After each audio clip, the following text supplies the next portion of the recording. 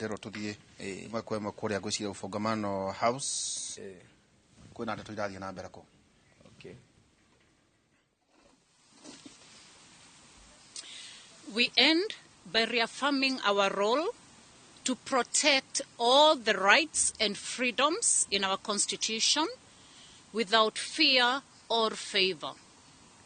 We ask that the Kenya government and the authorities respect our mandates and stop the harassment of our staff and the interruption of legal, medical, and other public services. Security officers must cease the attacks on emergency medical centers and medical personnel. The government must provide necessary supplies, including ambulances, and guarantee the safety of caregivers during the planned protests for this week. Further, the state must meet the medical costs of the injured. It is a constitutional duty of the government to provide services to all, including protesters.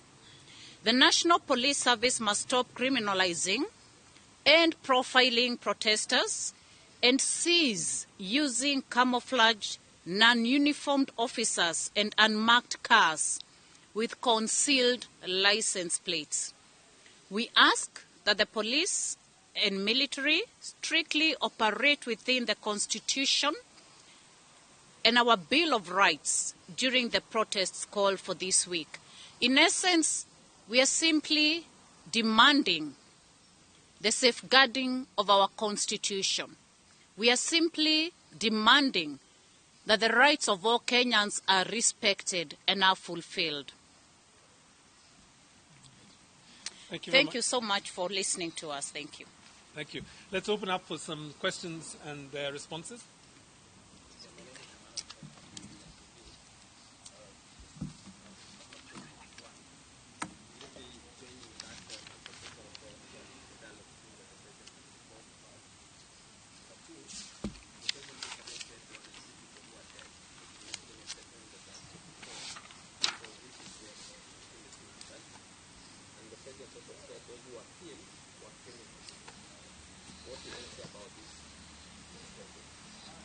Let's take one more from another media house.